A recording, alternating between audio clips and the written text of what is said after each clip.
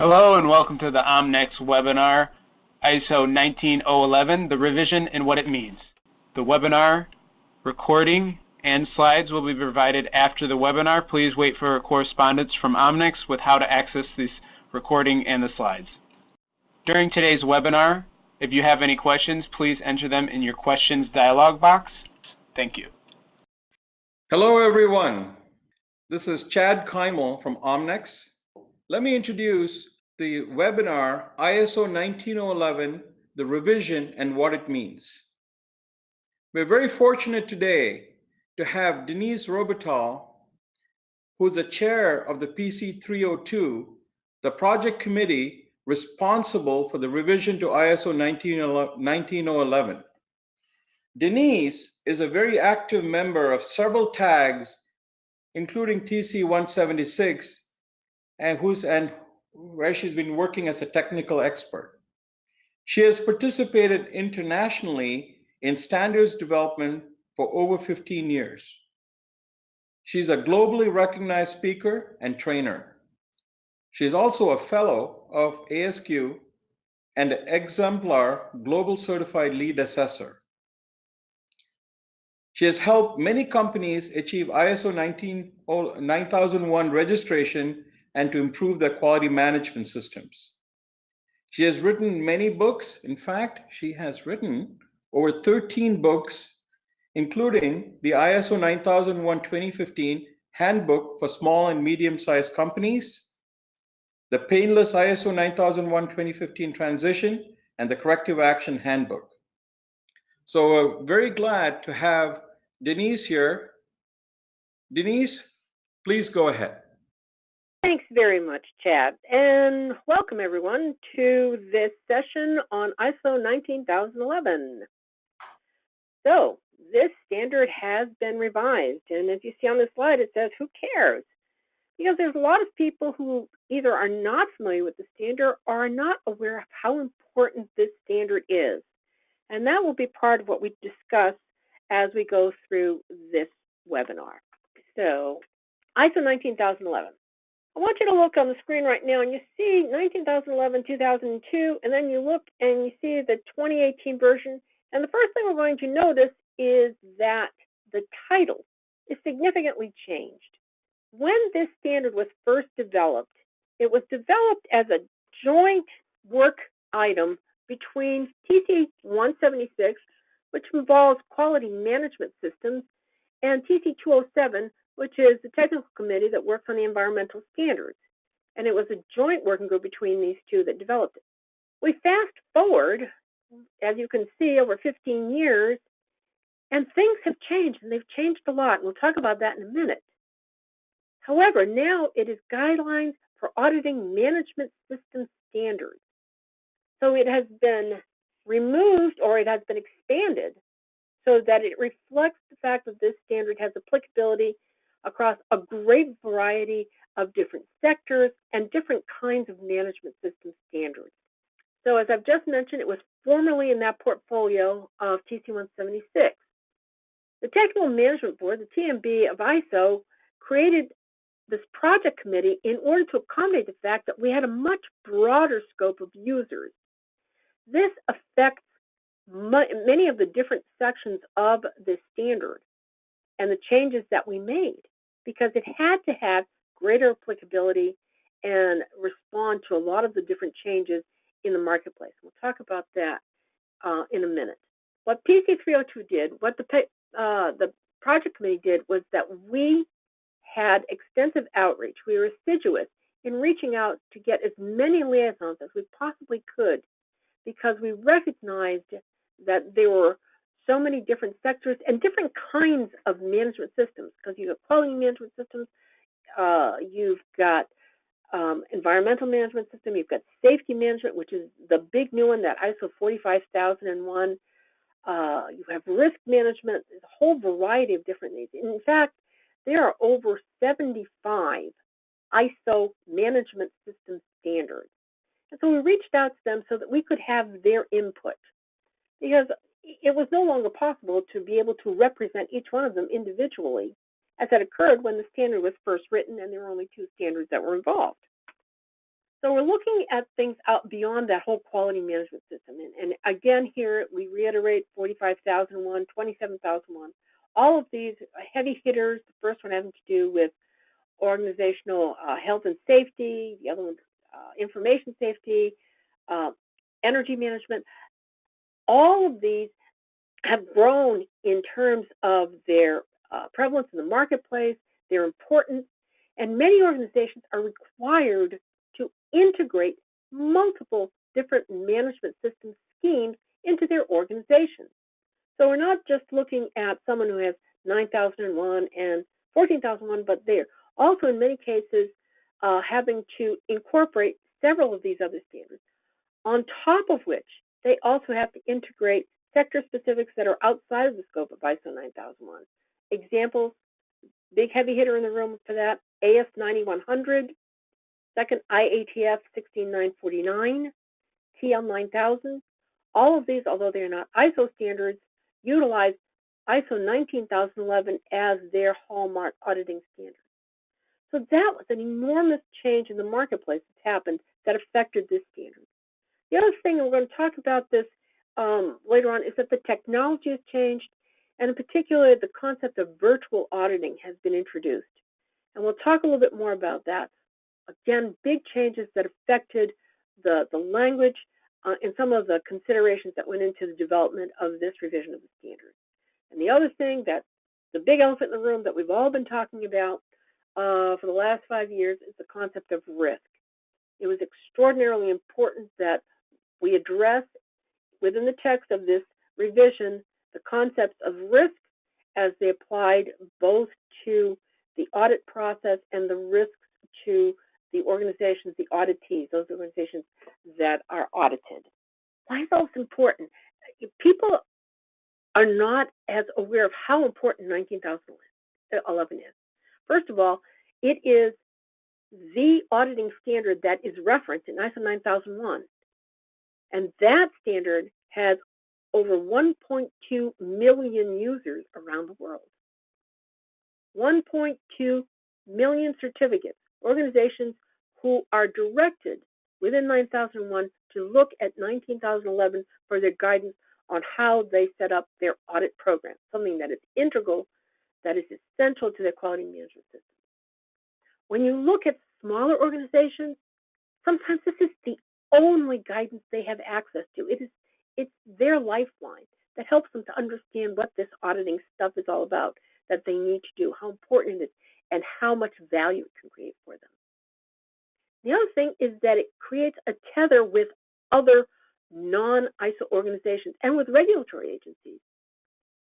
Outfits like the FDA and some of the other regulatory bodies out there, they also utilize 19,011 as their auditing standard.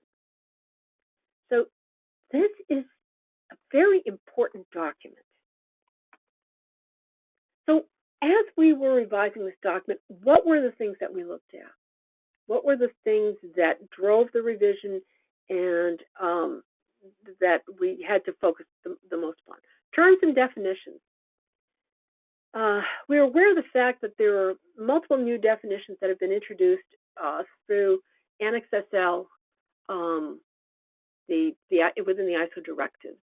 And we did look to those. However, you'll find that a lot of the definitions are actually instead derived from ISO 9000 2015, from the TC 176 standard on vocabulary and fundamentals. So in some cases, we used that definition without change. In some instances, they were slightly modified, and that is indicated in the standard. So there are some things that had to be added, some things that were changed. But the standard that was the most often applied, except for when we had our own definitions, were the ones out of ISO 9000. Risk. Risk-based thinking applied to the auditing process, and applying risk-based thinking as you are conducting the audit, and looking to see how that risk-based thinking is applied within the organizations that are being audited. This affected multiple different parts of the standard. It resulted in many changes and additions. Again, and this will be mentioned several more times, the concepts of remote auditing, virtual auditing, also called e-auditing. A brief note on this, although we will discuss it again, is the fact that remote auditing or virtual auditing is not a new kind of auditing. Basically what it is it's a different method. We use different tools, and we have to look at different opportunities and constraints that are presented by these tools and methods. So it really isn't a new kind of audit. It's not a new category of audit. New tools, new methods. And so that is what is addressed.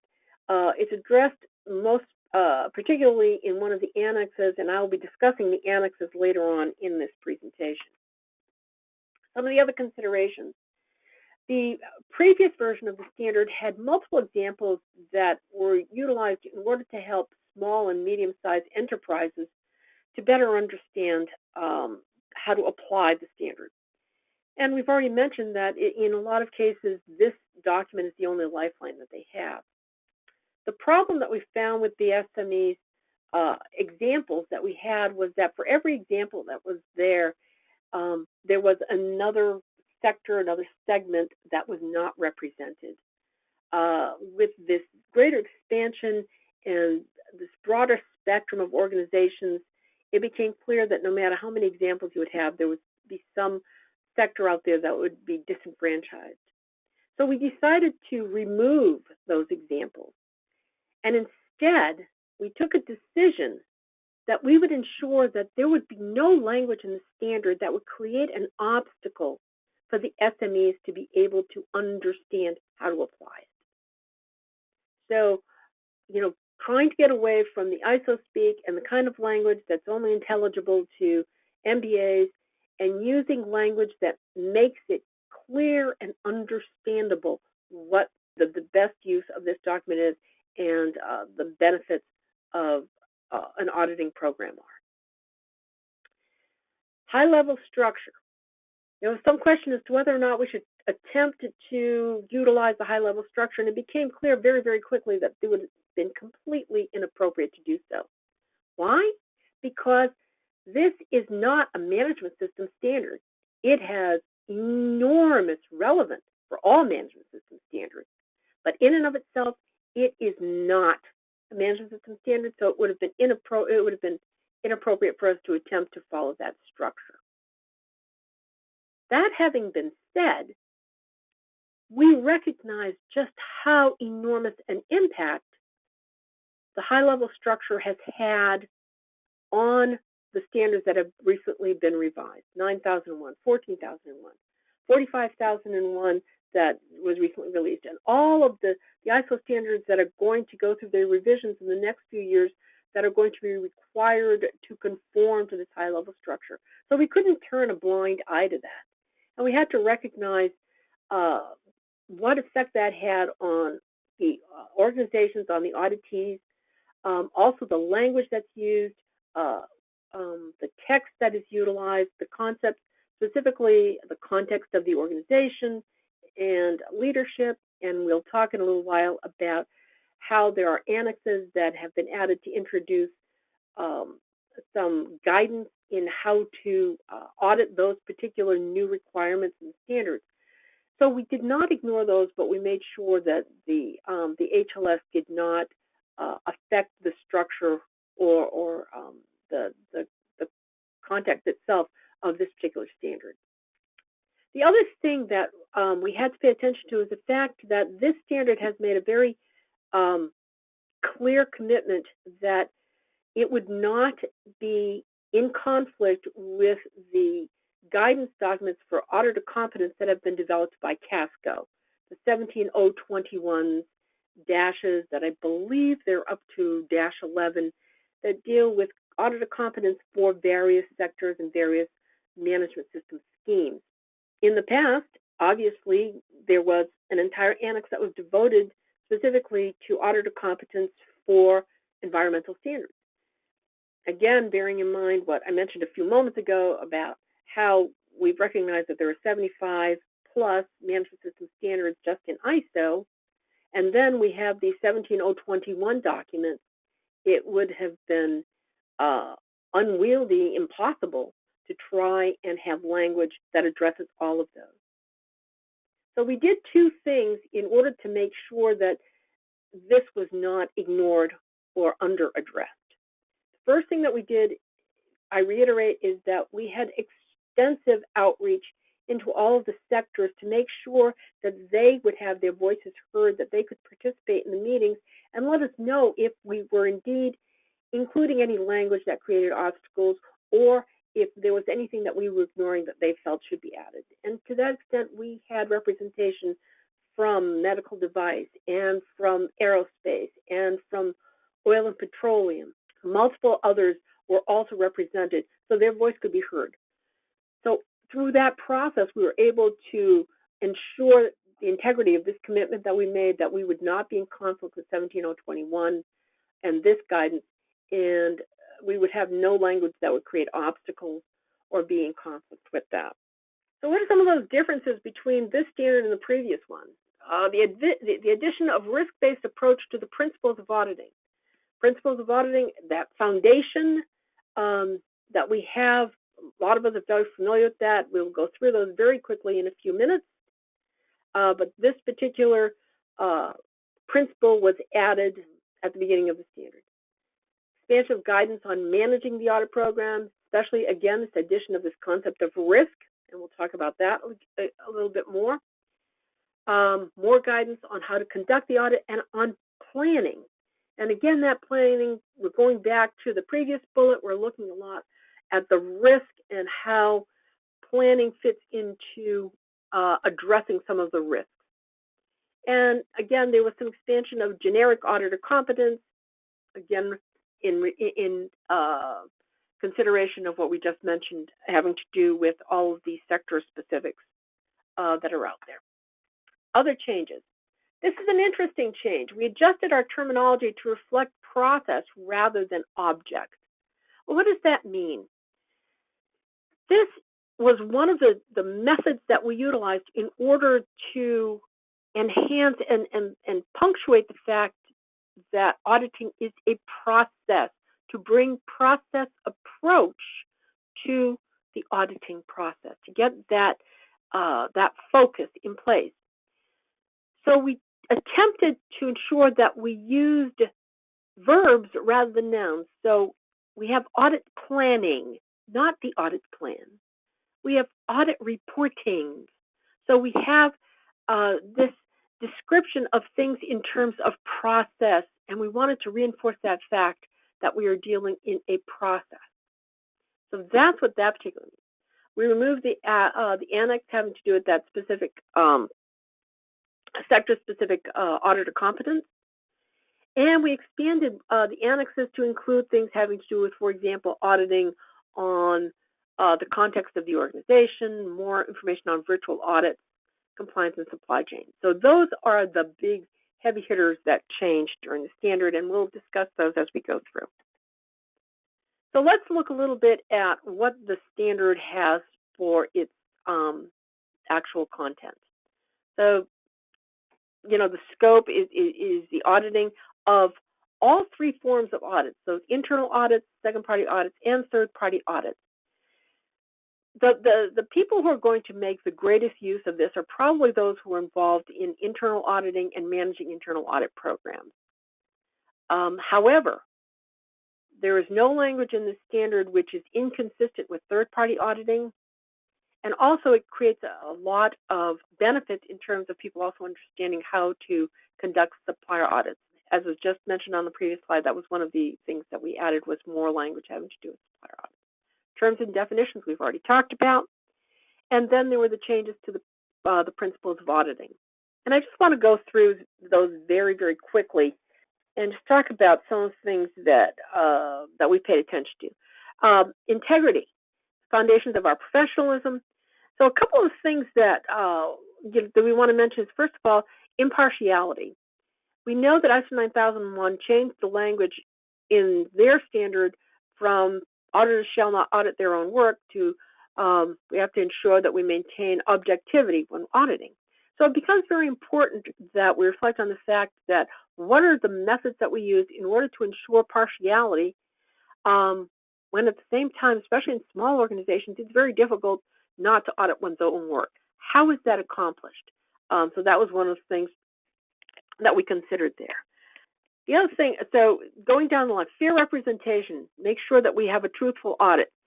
One of the things in particular that we wanted to make sure we included in here was a brief statement about what happens if you have an audit in which there is diverging opinion amongst auditors. Basic auditing 101, we know that the lead auditor is the one whose decision is final when there is a divergence in opinion. However, this says it's appropriate that even though the lead auditor is the one who says this particular thing is or is not a finding, it is appropriate to say there was another member who had a different opinion of this. This is the reason why, however, it stands as a finding. So, but it's important to have that due diligence in terms of ensuring fair representation. Do professional care. Important thing that we've added here is making sure that people have the ability to make good judgments as they're going through the process of deliberating over the findings, that they have the ability to be able to make those judgments. Confidentiality is becoming more and more important. Most of us have recently been exposed to the whole thing having to do with Europe and the GDPR, and this whole thing of ensuring the security of information with so much more in terms of electronics heightens how very, very critical it is that we ensure that auditors understand how important it is to maintain that confidentiality and that security of information. In particular, one of the things that I do when I conduct trainings on internal auditing is to remind internal auditors that if they are auditing processes where they are looking at customer proprietary information, that they are required to ensure that they keep that information confidential. Sometimes we see some very exciting and very wonderful things that we would love to share with other people, but they have to remember that they have looked at information that is proprietary in nature, and there's actually liability to the organization if that information is inappropriately disclosed, even if it happens accidentally. Evidence-based approach, this is something that always needs to be reiterated, ensuring that the methods that are utilized ensure that conclusions are based upon objective evidence and not upon opinion. And finally, risk-based approach is the new one that is added. Approaching that audit, we've already talked about a couple things that we've done in order to ensure that. For example, changing to that active voice of planning and reporting, and looking at all of the ways in which we approach our audits, looking at the inputs into various aspects of the audits, that planning, how you go about all the activities that are going into the actual conducting of the audit, the outputs of those audits, having that whole risk-based approach embedded into the process approach. Are there risks associated, and where are those risks associated? Okay, as people are writing their questions, let me just elaborate a little bit more on risks associated with auditing. What are some of the risks that we identified? Well, there are the risks that you would have an auditor who doesn't have the requisite competence in terms of safety. Does somebody know how to conduct themselves when they're out in a manufacturing facility? Where to walk, where not to walk? Do they understand that? Risks associated with having an auditor who does not, for example, understand the material well enough so that when they're asking questions, they can't tell whether or not the answer that they're getting is appropriate or whether a process is actually effective. Other risks of not having adequate time in order to conduct the audit. There are multiple different risks, and as appropriate, you can look at those and consider which ones have greater likelihood of occurring for a particular audit. If you have multiple sites, the risks of not being able to cover them all because of travel time. tied in very closely with that is the whole notion of feasibility. Do you have adequate resources to conduct the audit? I recently had an audit that someone asked me to do for them, and they had asked me to do it in one day, and I very quickly became aware of the fact that in order to accomplish the task, I needed a day and a half. So I went back to the individuals who had contracted me to do the audit and said, this is what you want me to do. You've assigned me one day. You've allocated one day for this. It needs a minimum of a day and a half. It would not have been feasible. And so they adjusted and changed the audit plan to a day and a half to allow me to be able to conduct an effective audit. So that's an example of this consideration of feasibility. Okay, just kind of go on here now, and we're just going to look very briefly at, the overview of what's in within the standard. I'm not going to spend a whole bunch of time on this. I'd rather, in this particular case, I would like for you to ask questions if there's anything in particular that you have questions about. This is the layout of this particular standard. Some of them are very self-explanatory. Things that bear a little bit of reiteration, for example, determining what resources are needed. We talk about things like remote auditing and some of these other issues, trying to, if a lot of the information is held in an ERP system, then the resources may have to do with access to that information, being able to determine what is required in order to be able to get that access. Those are some of the things that deal with resources. Selecting the audit team members, you want to make sure the audit team members have the appropriate competence in that particular area, and that you have adequate representation. One of the things that we should probably touch on very, very briefly with audit team members is there are some folks who include as members of the team observers and what are sometimes called witnesses. These individuals are not part of the audit team, but are considered to be observers. And there's actually a little bit more consideration than there was in years gone by in terms of, again, the risk associated with having these individuals there, their comprehension of the importance of confidentiality. So that's something to take into consideration. Other people who are members of the audit team but are not auditors themselves are, for example, technical experts. Occasionally, you may have something that is very, very specific and highly technical area. This is particularly true with a second-party audit where you go out and conduct an audit of a supplier, and you might bring a technical expert along to assess, for example, the integrity of their ERP system or their security system, because that is a particular expertise that exceeds the auditor's own competence. And so that individual would be part of the team to advise the auditors, but is not himself or herself an auditor. What do you do with the outputs of your program? How do you manage that? That's another thing that we need a little bit more consideration on. We've already talked about determining the feasibility of the audit. Preparing the audit activities, there's a lot more language having to do with ensuring that you have adequate planning. So many things that go into that, ensuring that you have access to the documented information, and you see one of the sub-bullets there, performing review of documented information. And that in and of itself is a nod to the change from documents and records, and a recognition that some of this documented information is not going to be in paper form, but is going to be, for example, embedded in an ERP system, is going to be in multiple pieces of software. And so performing that review is going to be different than it was 10 or 15 years ago when it was a matter of looking at files and at those big honking binders. It's going to be being able to access that documented information, understanding whether or not the documented information is appropriately protective, it has integrity, what are the inputs to that information.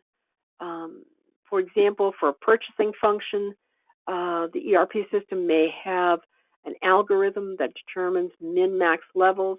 What's the integrity of that information because it's driving the inputs into the purchasing process. So performing a review of the documented information is something that is a little bit different than it was in years gone by. Preparing that audit report, so not much different than in days gone by, however, again with a heightened look at things like addressing identification of risks and also opportunities. And it's worth noting here, there are certain individuals who consider auditors to be individuals who should make recommendations. And that is something I personally always shied away from. However, considering the fact that one of the quality management principles has to do with improvement, it is appropriate for an auditor to make an observation about an opportunity to improve. And so the manner in which that is reported should reflect the fact that it is an observation by the auditor of their judgment that this is an area in which there is the opportunity to improve. And that's the flip side of that risk. So in that reporting, there's got to be consideration of risk. That risk also comes into play in terms of defining the severity of a finding in those instances where findings are graded. And the criticality may be a direct output of the deliberation of the level of risk that is engendered by a particular finding. Other things to consider as part of that audit reporting is also the fact that it should be balanced and that an audit report should reflect the status of that which has been audited, the processes or an entire system, whatever that is. And so it is appropriate to have findings that are positive or that just indicate that there is conformity, that an audit report, when it is presented, is not simply a listing of all of the negative findings, which is unfortunate. That is what many people have come to expect, and it taints the auditing process and perpetuates that notion of it as a fault-finding activity rather than an activity in which one looks at the status of processes, looks for opportunities to improve, identifies risks within the organization, and actually is a vehicle for addressing risks and for improving the organization, regardless of if that's a first, second, or third-party audit. Organizations should also define follow-ups to the audit process and making sure that everything is properly buttoned up afterwards. A lot of times things fall apart after the reporting is completed, and that follow-up is not as robust as it could be. Some of the other things, again, here that are of note, and I'm not going to go through all of them. Some of these are basic audit fundamentals that have not changed. A little bit more on things like establishing methodologies for evaluating the auditor's performance over time. How do we determine the effectiveness of the auditor's performance and whether or not they have the requisite competence, and looking to see whether or not there's an opportunity to improve there, maintaining that confidence over time. One of the things that has recently come to light is the fact that with the change for specifically ISO 9001, with the change to the process approach is always there, but it's heightened in terms of its prominence within the standard, ensuring that internal auditors, for example, understand the notion of process approach as it applies to that which they are auditing, and also as it applies to their own approach to auditing. And if you have an auditor who was trained 15 years ago, it is appropriate this time for them to receive some refresher training so that some of these new concepts or those concepts that have been refreshed are ingrained in these auditors, because it affects their ability to conduct those audits. And then, as we'll see with some of the annexes that we'll talk about in a few minutes, with the introduction of some of these concepts like the context of the organization, relevant interested parties, etc., it is appropriate for those auditors, in order for them to have the confidence to conduct the audits, for them to have had adequate training on what those things actually mean. So let's start looking at some of these annexes. And I'm not going to go through all of the annexes, but I am going to cherry pick those where significant changes were made or it's appropriate to talk a little bit more about it. And the first one is applying audit methods. And this is where we start to see the identification of things like remote auditing as opposed to on-site auditing, and the differentiation between what happens in each one of those, how, for example, an interview might be conducted, if it's conducted in person as opposed to if it is conducted via Skype, or if it is done simply through a web conference or a simple phone call. How is that interview conducted if it is remote as opposed to if it happens on site? How does that change the methods that you use in terms of sampling? How would you use sampling on site as opposed to if you have to audit a particular activity remotely? What does that do in terms of the sampling methodology that you are going to utilize?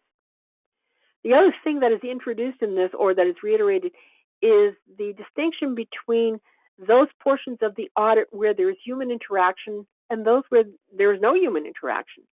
And there are times, for example, the best one that I can think of is a review of management, of the records of management review. Now that's a two-part kind of process. You spend a certain amount of time as an auditor actually reviewing the records of the management review and formulating your questions based upon what you have seen, and then conducting an interview afterwards. It is not a particularly good use of anybody's time, neither the auditor nor the auditee, for the auditor to sit and read the records while the auditee sits there, just staring. So in order to formulate good questions to understand whether or not the management review process, whether it is effective, whether the inputs into that process are well defined, and the activities actually allow for an output, which be the decisions that are made, for example, the development of new quality objectives, the allocation of resources, etc. So you have this non-human interaction activity, which is the actual reading of the documented information relating to that and the substantiating data, and then the interview of the process owners, which would be a CEO or some other heads, top management individuals, or the team. Some organizations where they actually wish to have several team members participate in this particular part of the audit. So this particular annex looks at those things, the on-site audits, the remote auditing, the human interaction, and those things that are not, that don't involve human interaction. It's a very helpful thing, set up as in a small table, and it's very well laid out. So that's the first one. Second one, process approach to auditing. Again, I've mentioned this before. What are the inputs into your audit process? What are the activities that you are doing, and what is the output? So that's process approach as it applies to the auditor. However, the auditor must also be able to look at a particular process and be able to easily identify what those inputs are, what the activities are, and what the output of those processes are. Are they effective? Do they conform to the requirements, and are they effective? This has become challenging for some auditors who have, for years, been accustomed to seeing documented procedures where The inputs to a process are very, very clearly defined. Now, with the changes to the standard, specifically 9001, where there's a de-emphasis on the whole notion of documented procedures, and as we just mentioned a few minutes ago, a significant amount of the documented information may be in other formats. It may be embedded in software, in the ERP system. It can be in test software. It can be in examples, known good samples, illustrations, the whole variety of different methods that the auditee can legitimately use to document as documented information as the input, defining the inputs into a process. And the onus is upon the auditor to be able to observe those, to be able to determine whether or not those inputs are properly defined and controlled, to look at the activities that ensue, and to be able to determine if the outputs match what was expected, the anticipated outcomes based upon that which was defined in the documented information. So this process approach, when you're dealing with less crisp and clear documented procedures, etc., is something that auditors need to work a little bit on. It is a little bit challenging for them. We're going to skip over a couple of these and go down to auditing the context of the organization. There are many auditors who are absolutely boondoggled by this whole new thing of the context of the organization. How are we supposed to audit? What do we do with this? Well, the standard gives some guidance on that. The question is, do they have a method in place so that they can define their context? So it's not up to the auditor to define the context for them. It's up to the auditor to say, well, what's your method? How do you actually go about defining what your context is? And determine if the method that they're using, whether it makes sense, whether it achieves the role of being able to define what their context actually is.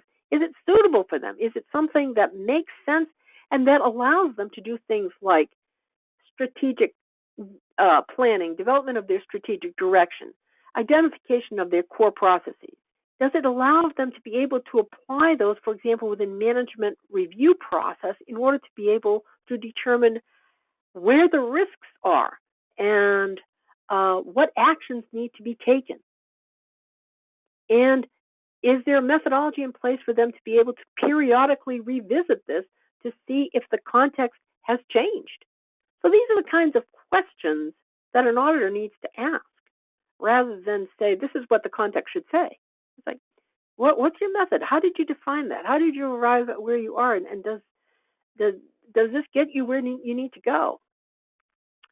The next thing, and I did skip this on the annexes, is also the concept of leadership, which is another one that challenges many auditors. How do you audit for conformance to requirements around leadership and commitment? Well, you look at things like, for example, again, the records of management review. What is found within those? What kind of objectives are being established? Do they make sense? Do the people who have the ability to influence these objectives, do they understand, what these objectives are all about? What methods of communication has management established? What kind of resources have been allocated? Is there actual consideration of what individuals need in order to be able to fulfill their roles within the organization? And finally, an auditor can go out and interview people, and you can get a very quick sense of whether or not they feel as though they have the support of top management. Next, we're going to jump down to 16, which is, again, auditing virtual activities and locations. This deals a little bit more with some of the constraints that you would have if you were involved in auditing virtual locations. So, for example, you would have to look at things like if there are any protocols, what kind of software is being utilized. Are there any extra devices that you need in order to do that? You might, for example, as part of your planning, have to conduct checks ahead of time to make sure that the technology works. For example, to conduct this webinar, we do a check ahead of time to make sure that everything is set up and works properly, and that I can advance the slides when needs and you can ask questions, etc. similar things when you're conducting an audit remotely. Making sure that people are going to be available when they need to be. There's a contingency plan. What do we do if, for example, the connection fails and we have to dial back in? Do we have the technical skills in order to be able to actually conduct this audit? And are we going to actually get the results that we want? You know, it's great to say that we're going to do a remote audit and we're going to Skype. Well, what does that do in terms of integrity if the auditee is controlling what you see and what you don't see? Where's the ability to say, I need to have you pan and I need to see other parts of this facility, for example? Other things that bear discussion: determining audit findings, making sure that as you're determining those findings that you have sufficient evidence in order to be able to actually cite that particular finding, and that when you record that finding that you make sure that's complete. And that's a challenge that a lot of people have, the auditees themselves, because they get a finding that has been incompletely presented to them, that is missing details, and it hampers their ability to be able to respond effectively and to actually have some positive outcome, to be able to initiate corrective action and to be able to do a root cause analysis. So if you are reporting nonconformances, always ensure that that the information that is provided is clear, that the finding is clearly stated, that the criteria, the standard, whether that is the organization's own documented information or if it's an ISO standard, that is cited, and that the evidence is also clearly stated. So that is some of the information around some of the highlights from the annexes. That leaves us with approximately 7 or 8 minutes if there are questions that people have. So, Denise, I'll read them off to you, and I've been looking at the questions. So one of the questions that a couple of people have asked is, when is the 2018 version, when is it going to be released? Excellent question. So it is in the hands of the final editors as we speak. It's gone through FDIS, the final draft issue, and it's been approved, and it is due to be released the first week in July. So you guys are getting your first-hand look at this right now. Great. And the second question here, and has the distinction between conformance and compliance been dropped? There was a lot of discussion around that, and there continues to be. When all is said and done, we left it alone. It was just, the understanding has always been that compliance is something that is more a term that's used by regulatory agencies. We decided not to change that which was already in place with the standard. Next question. Could you compare the obligations under ISO IEC TS 17021 for competency, auditor competency, versus the 19011? I'll also add just a little bit myself. I had a question also on the same. You do see a lot of overlap between the two, even non-conformances, how to do the audit and things like that. How did the PC 302 think about that, and have you done anything to align the two? Okay, so 17021 deals with auditor competence in terms of a multiple of different sector-specific standards. The PC 302 had a commitment, a determination from the get-go that whatever we put into the stand would be aligned with 17021 and would never be in conflict with it. So 19,011 generic standards for the 17021 standards speak to auditor competence for a variety of different sectors. So what we did is we ensured that we were aligned with them in that we did not have very, very specific language in the 19,011 document, but at the same time, there would be no language which would be inconsistent or would create any obstacles to alignment with the 17021 standards. Great. Next question. Will I have to update my internal auditor certification? how much time do I have, and the same for the third-party certification? That's an interesting question. 19,011 is not a requirements document. It's a guidance document. And unlike, the changes that came down for 9001 and 16949, etc., there is no deadline. There is no you need to conform by such and such a date. There is actually no requirement that because you do not certify to this standard. So there is no deadline. However, Denise, so maybe, yeah, go ahead, please. However, there is a lot of guidance here which is going to facilitate auditors' ability to more effectively audit the new standards. So it is in the best interest of the organization and actually goes to the competence of their auditors if they receive training on this standard. So I would say that it is not a direct requirement, but it is an implied requirement that people are familiar and have had training on the standard because it will inform and support their ability to audit to the new standards. Denise, maybe I can add to that. As a training provider, typically our training accreditation exemplar will come up with guidelines and give us a time to update. That's what's happened in the past. And I imagine, do you know if the IAF is going to come up with some guidelines on it also? To my knowledge, as of right now, I'm not aware of any guidance that's coming from IAF on this as of right now. They spend more of their time with the 1702 standards rather than 19,011. That is true. That is true. One more question. 19011 applies to which sector standards? And not just sector, but also, let me take that back. Which ISO management system standards? It applies to all of them. It is specifically cited in 9001. I do not have the number of how many other standards because, as I mentioned earlier on, there are over 75 ISO management system standards. So we did not look at every one of them to see which one cited 19,011. There are several that do. We are aware of that. The biggie is 9001.